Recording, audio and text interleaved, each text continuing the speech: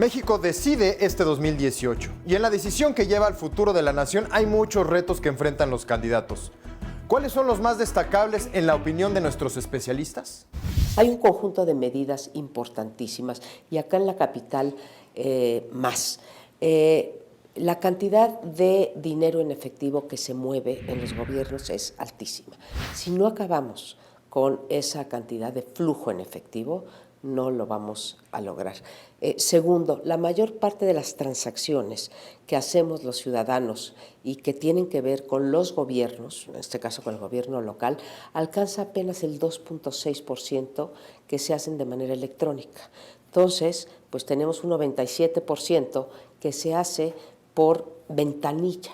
¿Esto qué quiere decir? Que en cada ventanilla hay una oportunidad para corromperse. La profesionalización del servidor público ayuda, combate a la corrupción. Porque el servidor público, más allá del interés que tenga por incrementar su patrimonio personal, tiene conciencia. Y si despertamos la conciencia, una mejor conciencia, una conciencia social en el servidor público, yo creo que será un gran dique, contendrá en mucho a la corrupción. En México durante muchos años se ha querido resolver el problema de la inseguridad aumentando las penas y los delitos.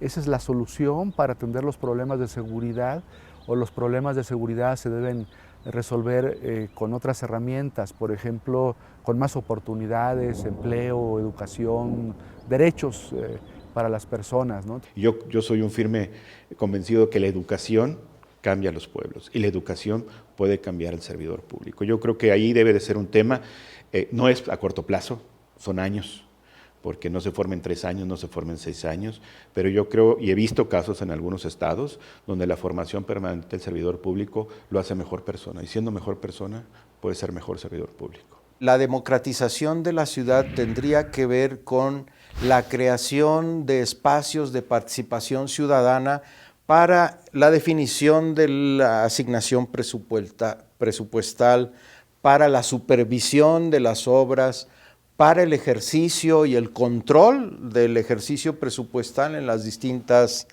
dependencias. Yo creo que la seguridad nos preocupa, pero el tema de la seguridad es mucho más sectorial. Hay ámbitos muy concretos en los que hay que operar, pero me parece que a pesar del número de asaltos, y eso es algo que está relativamente con un margen de control mayor. Pero también nos toca hacer presión para que se genere la voluntad política, ¿no? La voluntad política deriva también de que los políticos y las políticas sientan que la población les está exigiendo y demandando algo, ¿no? Entonces también estar en un plan de decir, hey, nosotros exigimos que el gobierno se tome esto en serio. Yo creo que México requiere de un reposicionamiento. En primer lugar, me parece, debe recuperar un liderazgo que sea desdibujado mucho, si no es que perdido del todo, en América Latina. Es decir, incluso países como Brasil o Argentina o el mismo Chile o países pequeños como Uruguay tienen hasta en ciertos rubros más liderazgo, ¿no? En cuanto a presencia en foros internacionales, en conseguir, por ejemplo, pienso que ante esta excesiva rudeza que ha habido de Trump hacia México, debió haberse buscado más apoyo en América Latina, en foros de Latinoamérica o en otros foros más allá de este continente, y que no se hizo mucho, ¿no? Anoto ahí la ausencia de pronunciamientos, de programas, de políticas públicas que realmente estén orientadas, que estén con el foco de atención de cómo se enfrentaría esta problemática migratoria en el corto, en el mediano y en el largo plazo.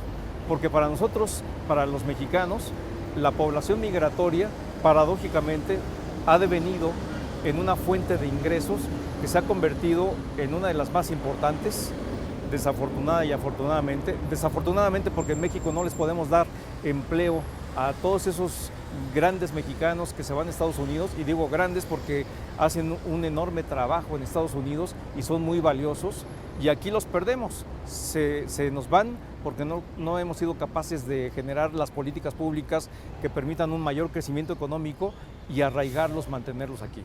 Yo creo que mantener una posición digna, mantener una posición firme, por supuesto ninguno va a decir que sí al muro, imposible, ¿verdad? Y bueno, en esa parte creo que no se esperaría un gran cambio, pero creo que sí tal vez habría que reforzar más la presencia consular con más recursos. Probablemente haya embajadas incluso de México que podrían reducirse, pero esos recursos canalizarlos o reciclarlos hasta la presión. Tenemos 50 consulados para atender a 20 y tantos millones de mexicanos, la verdad. Es matemáticamente imposible lograrlo con tal eficiencia, ¿no? ¿Qué haríamos en materia de migración, no solamente de los mexicanos que van hacia Estados Unidos, sino de los migrantes que cada día son más, que vienen de Centroamérica y que cruzan México para ir a Estados Unidos, pero que ya estamos viendo cómo mucha de esa masa migratoria se está quedando en México? Tenemos que tener y buscar respuestas de qué hacer en términos migratorios para comenzar a enfrentar un problema que es muy serio. Entonces, ¿qué es lo que nos falta a los mexicanos? Mayor compromiso social, mayor compromiso ciudadano, mayor solidaridad. Y yo creo que si tuviéramos eso, difícilmente los gobernantes llegarían hasta donde han llegado. Agradecemos a nuestros invitados su opinión. Recuerde que el futuro de México está en la importancia del sufragio. Y la última opinión la tiene usted. México decide.